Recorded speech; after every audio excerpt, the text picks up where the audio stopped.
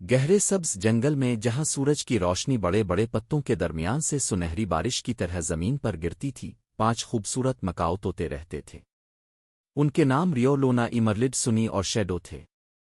Rio بہادر سرخ Macau تھا، لونا نیلے اور پیلے رنگ کا پرسکون مکاؤ تھا، ایمرلڈ سبز رنگ کا سمجھدار مکاؤ تھا، سنی سنہری رنگ کا شوخ و چنچل مکاؤ تھا، جبکہ شیڈو گہرے نیلے رنگ کا خاموش مکاؤ تھا جو اکثر اونچی شاخوں سے سب کچھ دیکھتا رہتا تھا۔ انہی کے قریب 2 چھوٹے طوطے پیکو اور میمی رہتے تھے، جو بہت باتونی تھے اور ہر آواز کی نقل کرنا پسند کرتے تھے۔ وہ مکاؤ طوطوں کو دیکھ کر اونچا اور مضبوط الفاڑنے کا خواب دیکھا کرتے تھے۔ ایک صبح جنگل میں عجیب سی خاموشی چھا گئی۔ ہوا میں خطرے کی سرگوشیاں تھیں اور آسمان پر سیاہ بادل جمع ہونے لگے۔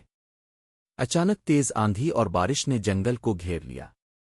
درخت زور زور سے ہلنے لگے اور پیکو اور میمی گھبرا گئے کیونکہ جس درخت پر وہ بیٹھے تھے وہ خطرناک حد تک جھکنے لگا۔ یہ دیکھ کر ریو نے بلند آواز میں کہا، ہمارے پیچھے آؤ۔ 5 مکاؤں نے اپنے مضبوط پر پھیلا دیے اور طوطوں کو طوفان میں محفوظ راستہ دکھانے لگے۔ لونا نے ہوا کو روکنے کے لیے نیچی پرواز کی، سنی سب کو حوصلہ دینے کے لیے خوشی سے بولتا رہا، ایمرلڈ بادلوں کو دیکھ کر محفوظ راستہ تلاش کرتا رہا، اور شیڈو آخر میں رہ کر یہ یقینی بناتا رہا کہ کوئی پیچھے نہ رہ جائے۔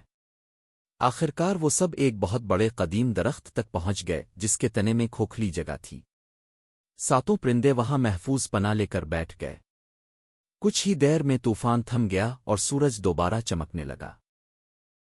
آسمان پر ایک خوبصورت قوس قزح نمودار ہو گئی۔ پیکو اور میمی نے چمکتی آنکھوں سے مکاؤ طوطوں کو دیکھا اور کہا، شکریہ، ہم نے سیکھ لیا کہ اصل طاقت دوسروں کی مدد کرنے میں ہے۔ اس دن کے بعد 5 مکاؤ اور 2 طوطے ایک خاندان بن گئے اور جنگل میں اکٹھے الفاڑتی رہے، رنگ اور جسامت میں مختلف مگر دوستی، ہمت اور بھروسے میں ایک جیسے۔